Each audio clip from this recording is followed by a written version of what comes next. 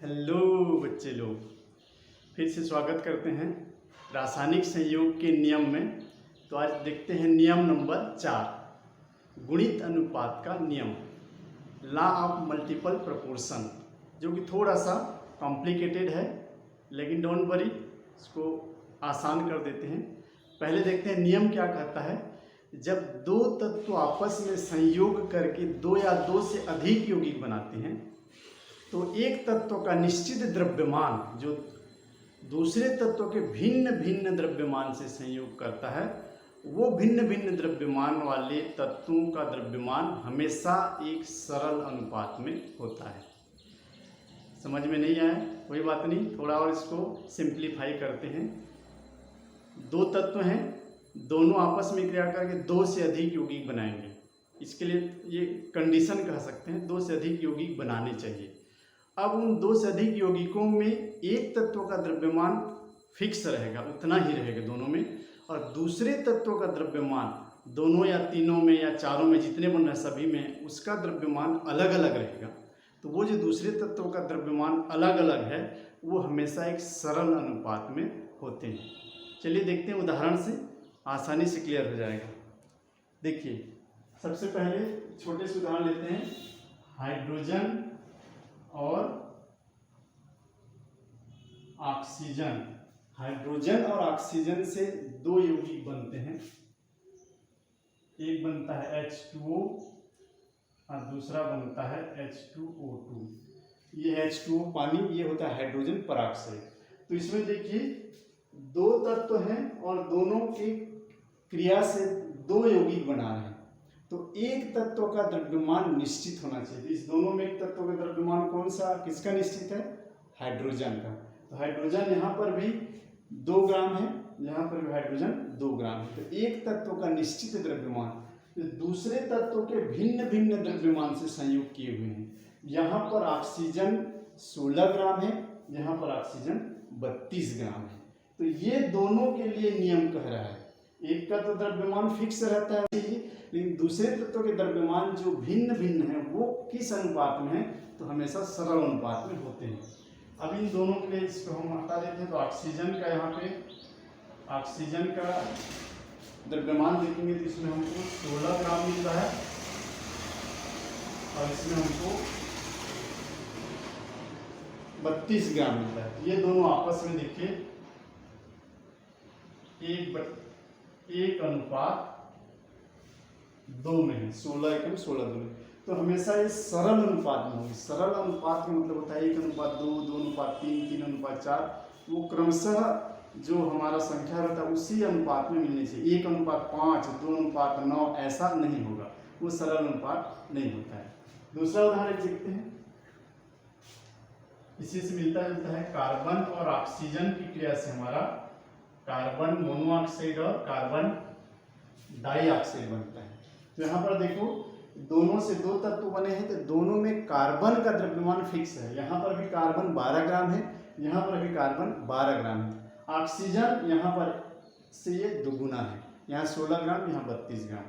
तो यहाँ पर भी 1:2 में है, 1 अनुपात 2 में है, जो कि सरल अनुपात होता है।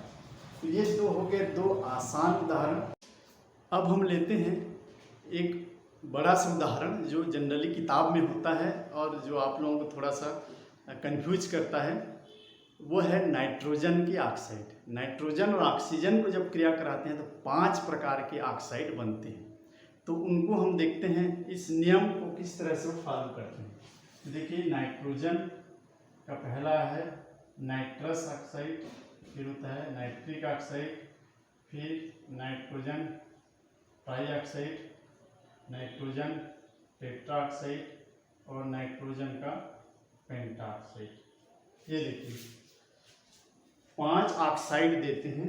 इसको कहते हैं नाइट्रस ऑक्साइड, जिसे लाफिंग गैस भी कहा जाता है। इसको यदि कोई आदमी सूंघ ले तो हंसता रहेगा जब तक कि गैस पूरी खत्म नहीं हो जाता है। तो ये लाफिंग गैस है। ये है नाइट्रिक ऑक्साइड, ये है नाइट्रोजन का ट्राईऑक्साइड, ये है टेट्राऑक्साइड और ये है पेंटाऑक्साइड। तो देखिए, इसमें हम लोग देखते हैं कि एक तत्व का द्रव्यमान निश्चित होना चाहिए। यहाँ पर देखिए नाइट्रोजन का द्रव्यमान कितना है, एक का द्रव्यमान होता है 14, तो 2 होता है 28। यहाँ पर हमको मिल जाता है 28 ग्राम नाइट्रोजन का, और यहाँ ऑक्सीजन हम लोग देख लेते हैं। तो यहाँ पर 28 ग्राम, यहाँ पर नाइट्रोजन है 14 ग्राम, यहाँ पर हमारा फिर से 28 ग्राम, यहाँ पर 28 ग्राम, यहाँ पर भी 28 ग्राम। ऑक्सीजन यहाँ कितना है 16 ग्राम, यहाँ पर ऑक्सीजन है 16 ग्राम, यहाँ पर है 16 × 40 ग्राम, यहाँ पर है 16 × 64 ग्राम, और यहाँ पर है 80 ग्राम। तो नियम क्या कहता है कि एक तत्व का द्रव्यमान सभी में उतना ही होना चाहिए, फिक्स होना चाहिए, निश्चित होना चाहिए। तो हम एक तत्व नाइट्रोजन के द्रव्यमान को निश्चित कर लेते हैं। ये जो NO है एक्चुअल में N2O2 होता है, या 2NO बोल सकते हैं, या मैथमेटिकली इसको हमको बराबर करने के लिए इसमें हम 2 का मल्टीप्लाई कर देते हैं, 2 का गुणा कर देते हैं। ये बन जाता है अब हमारा 28 ग्राम, और ये भी 2 गुना हो जाता है, ये बन जाता है हमारा 32 ग्राम। अब देखिए ये सब के सब 28 ग्राम हो गए। इसको हम चाहते तो सभी बाकी सबको 2 से भाग दे करके बाकी सबको 14 ग्राम भी बना सकते थे, इनका भी सब आधा आधा हो जाता। मैथमेटिकली हमको या तो इसको डबल करके 28 कर लिए, या तो सभी को 2 से भाग देकर 14 कर लिए। तो सब में 2 का भाग दोगे तो प्रक्रिया लंबा हो जाएगा। आसान विधि है, इसको 2 से गुणा कर दिए। अब ये सब के सब 28 ग्राम हो गए। अब इनमें देखना है एक तत्व का निश्चित द्रव्यमान जो दूसरे तत्व के भिन्न भिन्न द्रव्यमान से संयोग करते हैं, ये आपस में सरल अनुपात में होते हैं। अब देखिए इसको 16 से भाग दें तो 16 एकम, 16 दूने, 16 तिया, 16 चौक और 16 पंचे। तो 1:2:3:4:5 में हमको मिलते हैं, जो कि सरल अनुपात कहे जाते हैं। ये क्रम 1 3 2 4 5 हो सकती है, ऐसा नहीं कि 1 7 और 9 फिर 3 फिर 13, ऐसा नहीं होना चाहिए, वो सरल अनुपात नहीं है। तो ये हमारा नियम यहाँ पर सिद्ध होता है उदाहरण से। इस परिभाषा को आप एक स्क्रीनशॉट ले लो, क्योंकि इसको मैं थोड़ा सा रीअरेंज कर दिया हूँ वाक्यों और शब्दों को, ताकि आपको परिभाषा आसान लगे। सेंस मीनिंग वही है, बस शब्दों का थोड़ा अरेंजमेंट अलग कर दिया हूँ, जिससे थोड़ा आसान हो गया है। तो ले लो एक स्क्रीनशॉट। अब देखते हैं नियम नंबर 5, व्युत्क्रम अनुपात का नियम या लॉ ऑफ रेसिप्रोकल प्रोपोर्शन, जो सबसे ज़्यादा कॉम्प्लिकेटेड है, बहुत कंफ्यूज करता है बाबा। लेकिन डोंट वरी, हम हैं तो फिर क्या गम है कि नहीं। चलिए इसको हम इजी वे में समझाएंगे, बिल्कुल आसान हो जाएगा। पहले नियम देख लेते हैं क्या कहता है। नियम क्या कहता है कि जब 2 या 2 से अधिक अलग अलग तत्व भिन्न भिन्न द्रव्यमान के साथ किसी तीसरे के साथ निश्चित द्रव्यमान से संयोग करते हैं। वैसे तो 2 या 2 से अधिक लिखा रहता है, यहाँ भी लिखे हैं 2 या अधिक अलग अलग तत्व, लेकिन 3 तत्व ही दिखाई देते हैं, तो 3 तत्वों के आधार पर इसको बोला गया, तीसरा बोला गया। तो जब 2 तत्व का भिन्न भिन्न द्रव्यमान जो कि अलग अलग हैं, वो किसी तीसरे तत्व के निश्चित द्रव्यमान से संयोग करते हैं, तो पहले 2 तत्वों का द्रव्यमान या तो उसी अनुपात में होंगे जिसमें उन दोनों को आपस में क्रिया कराओगे तो एक स्थायी यौगिक बनाने पर जिस अनुपात में होते हैं, या तो फिर उनके द्रव्यमान में एक सरल गुणक में होते हैं। समझ में नहीं आए? चलिए फिर से इसको और सरल तरीके से आपको समझाते हैं। इसमें हमको देखो 3 तत्व देखने को मिलेंगे, 3 अलग अलग तत्व। गुणित अनुपात के नियम में 2 तत्व थे, दोनों तत्व मिल करके भिन्न भिन्न अलग अलग यौगिक बनाते हैं। यहाँ 3 तत्व देखने को मिलेंगे। तो जब भी आप 3 तत्व देखोगे समझ जाना व्युत्क्रम अनुपात का नियम है। 2 तत्व देखेंगे गुणित अनुपात का नियम है। तो 3 तत्व या उससे अधिक में 3 तत्वों में से कोई 2 तत्व जो अलग अलग हैं, उनका द्रव्यमान भी अलग अलग होगा, तीसरे तत्व के निश्चित द्रव्यमान से संयोग करते हैं। तो पहले दोनों तत्वों का जो भिन्न भिन्न द्रव्यमान है, उन द्रव्यमानों में जो रेशियो आता है वही होता है जब इन दोनों को आपस में क्रिया कराने पर बने यौगिक में होते हैं, और या तो फिर उनका कोई सरल गुणक होता है। देखते हैं एग्जाम्पल से क्लियर हो जाएगा। इसमें हम आपको दो अलग अलग उदाहरण दे करके बताएंगे, क्योंकि इसमें दो कंडीशन दिखाए गए हैं। या तो भिन्न भिन्न द्रव्यमान वाले तत्वों के द्रव्यमान आपस में वही होते हैं जो स्वयं आपस में क्रिया करने पर बने यौगिक में होते हैं। तो एक उदाहरण मैं ऐसा बताऊंगा जिसमें इन दोनों का द्रव्यमान का अनुपात वही होगा जिसमें क्रिया करके स्वयं में होते हैं, और दूसरा देखेंगे इसके दूसरे वाले पर उनके द्रव्यमान में एक सरल गुणक होता है।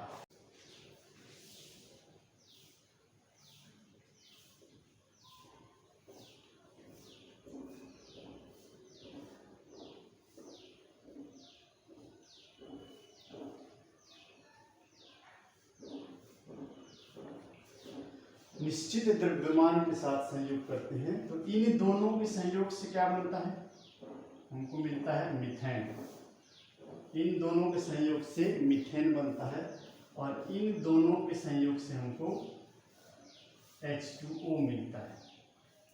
तो देखिए शर्त क्या था, ये जब दौड़ते हुए गए हाइड्रोजन के पास, तो हाइड्रोजन ने कहा था कि मैं दोनों के साथ निश्चित द्रव्यमान से संयोग करूंगा तभी संयोग हो पाएगा। तो यहाँ पर मीथेन के साथ में ये हाइड्रोजन जो है वो 4 ग्राम है, एक हाइड्रोजन के 1 ग्राम, तो 4 हाइड्रोजन के 4 ग्राम।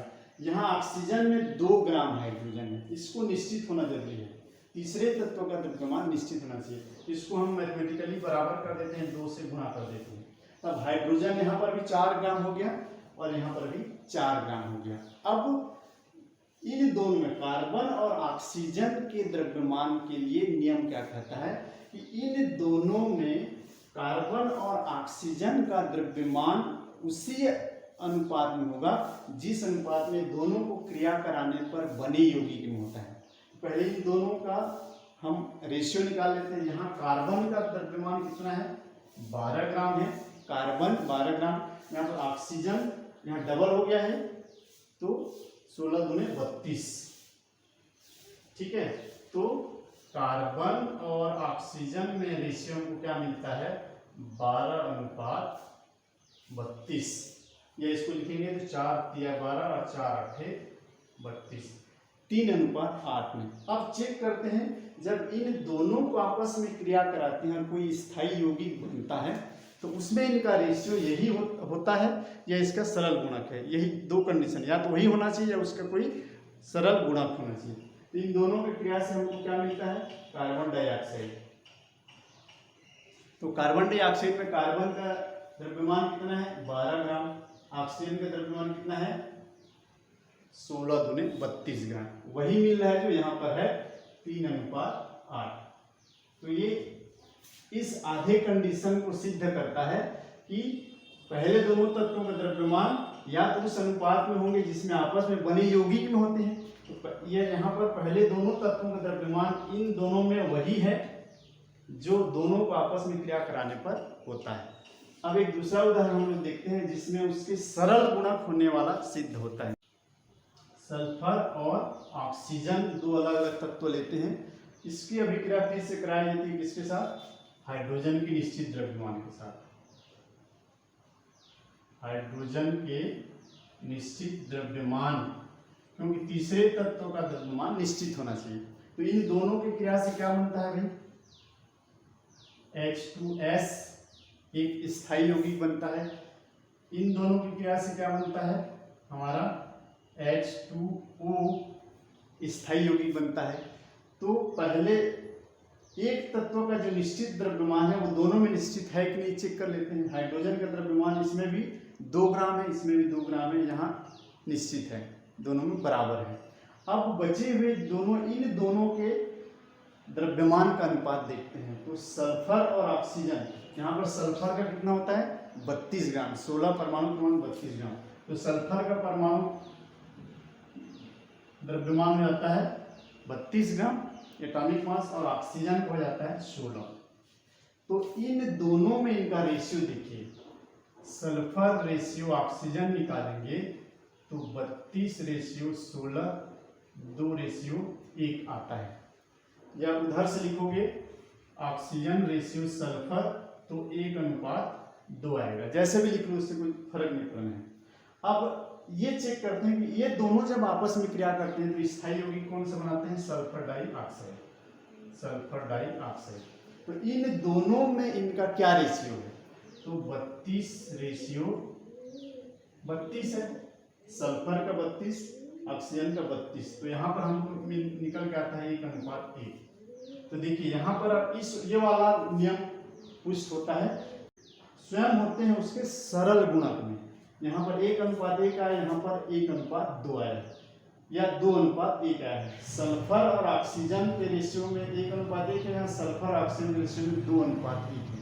तो 1:1, 1:2 या 2:1, ये सब सरल अनुपात होते हैं। इसको मैथमेटिकली हम ऐसे भी सिद्ध कर सकते हैं कि इन दोनों में फिर से रेशियो निकाल लो। यहाँ सल्फर और ऑक्सीजन का रेशियो और यहाँ सल्फर और ऑक्सीजन के रेशियो को फिर से रेशियो निकाल लेते हैं। तो 1/1 और 2/1 अनुपात मतलब बटा होता है, एक कर जाएगा ये दोनों, तो 1/2 मिलता है, जो कि एक सरल अनुपात है। इनका सरल गुणक मतलब ये 1:1, 1:2 का या 2:1 का सरल गुणक कहते हैं। इसका ये इसका डबल है, 1:2 यहाँ से मिल जाता है। तो या तो उसी अनुपात में होंगे जिसमें स्वयं अभिक्रिया करने पर बने यौगिक होते हैं, या उसका कोई सरल गुणक। सरल गुणक मतलब 1 का 2, 2 का 2 और 3 गुना, 3 गुना, 4 गुना, ये सरल अनुपात होना चाहिए। फिर से वो 1, 5, 2, 7 ऐसा नहीं होना चाहिए। तो ये हो गया हमारा सरल। एक उदाहरण और लेते हैं ताकि कोई डाउट न रहे। कार्बन और सल्फर दो भिन्न भिन्न तत्वों को ऑक्सीजन के निश्चित द्रव्यमान से संयुक्त कराते हैं, फिक्स मास। ठीक है, निश्चित द्रव्यमान ऑक्सीजन का रहेगा। तो इन दोनों की क्रिया से क्या बनता है? Carbon dioxide. इन दोनों की क्रिया से क्या बनता है? स्थायी यौगिक सल्फर डाइऑक्साइड। तो देखिए दोनों में ऑक्सीजन का द्रव्यमान फिक्स है। यहाँ पर भी 2 परमाणु, यहाँ पर भी 2 परमाणु है, मतलब 32 ग्राम ऑक्सीजन, यहाँ 32 ग्राम ऑक्सीजन। अब कार्बन और सल्फर का देखते हैं। तो कार्बन यहाँ 12 ग्राम है, यहाँ पर 32 ग्राम है। अर्थात कार्बन और सल्फर में रेशियो 12:32 या 4 या 12 और 4 32, 3:8 में बोल सकते हैं। अब देखिए इन दोनों की क्रिया से कौन सा स्थायी यौगिक बनता है? तो इन दोनों की क्रिया से हमको मिलता है कार्बन डाई सल्फाइड। तो कार्बन डाई सल्फाइड में इनका रेशियो देखिए 64। ये देखिए 12:64। इसको हम लिख देंगे 4 या 12 और 4 और 4 छक्के 24। सरल अनुपात में निकालेंगे उसको तो 3:16। तो देखिए यहाँ पर ये दोनों तो सेम है। कार्बन का सल्फर का अनुपात कैसा है? 1:2, मतलब इसके 2 गुना या 3 गुना या 4 गुना किसी का होता है क्रम में, तो इसको हम कहते हैं सरल गुणक में है या गुणक अनुपात में है। तो यहाँ पर मैथमेटिकली और इसको यदि दोनों को भाग दे देंगे तो हमको फिर मिल जाएगा 3/8 और 3/16। तो ये दोनों बटा 8 एकम 8 गुने हमको क्या मिल जाता है? 1/2 का 1 अनुपात मिलता है। तो यहाँ से भी देख सकते हैं 1:2, या उधर से देखेंगे तो 2:1, 1:2, 2:3, 3:4 होना, इसको बोलते हैं सरल गुणक में होना। तो इस तरीके से हम इस नियम को सीखते हैं। चलिए 5 नियम के साथ एक नियम फ्री में हम पढ़ते हैं, एवोगैड्रो का नियम। कुछ किताबों में इसको भी रासायनिक संयोग के नियम में बताया गया है, इसलिए आपको भी बता दे रहे हैं। बहुत सरल सा, छोटा सा, सामान्य सा, प्यारा सा नियम है। एवोगैड्रो ने कहा था कि समान ताप एवं दाब पर समान आयतन, मतलब ताप, दाब और आयतन को सबको यदि फिक्स समान कर दें और उसमें अलग अलग गैसों को भरें तो सभी गैसों में अणुओं की संख्या भी समान होता है। परिभाषा एक बार रिपीट करता हूँ। समान ताप एवं दाब पर समान आयतन में गैसों के अणुओं की संख्या भी समान होता है। देखिए मान लीजिए ये हमारा एक कोई पात्र है, मान लीजिए ये 1 लीटर इसका वॉल्यूम है और यहाँ टेम्परेचर एंड प्रेशर स्थिर है, कांस्टेंट है, स्थिर है। और इसमें यदि हम कोई भी गैस भरेंगे, मान लो यहाँ पर मीथेन गैस भरते हैं तो उसमें अणुओं की संख्या मान लीजिए x अणु है। तो इसी में इसी ताप और दाब पर मान लीजिए कार्बन डाइऑक्साइड भी भरते हैं, तो कार्बन डाइऑक्साइड गैस के अणुओं की संख्या भी हमको x अणु मिलेंगे। यदि आप इसमें ऑक्सीजन गैस भी भरते हैं तो इसके अणुओं की संख्या भी x अणु होंगे। इस तरीके से कोई भी गैस को हम ले लें, ताप, दाब और आयतन की निश्चित पैरामीटर पर, तो गैस में अणुओं की संख्या हमेशा इतना ही रहता है, वो कुछ भी हो सकता है, हम x ले लेंगे।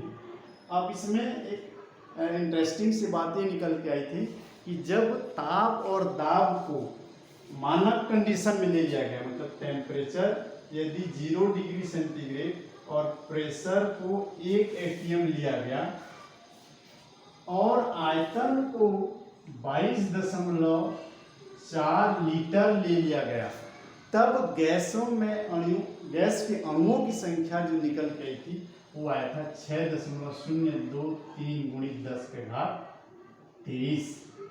इसको कहा गया था एवोगैड्रो नंबर, जिसे कैपिटल N A से या खाली N से, कैपिटल N से लिखा जाता है। तो जब हम कोई भी टेम्परेचर और कोई भी प्रेशर पर एक निश्चित आयतन में गैसों को भरेंगे तो उनके अणुओं की संख्या निश्चित आएगी, सबके अणुओं की संख्या समान ही आएगी, वो कुछ भी हो सकता है।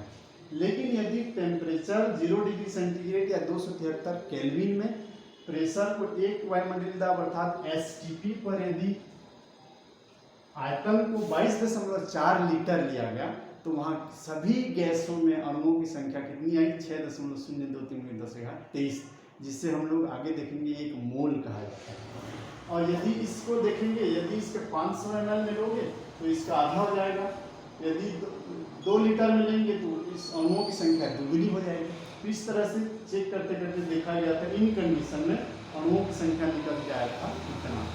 ये है एवोगैड्रो का नियम। तो आज के लिए इतना ही, मिलते हैं नेक्स्ट वीडियो में, तब तक के लिए गुड बाय, गुड लक।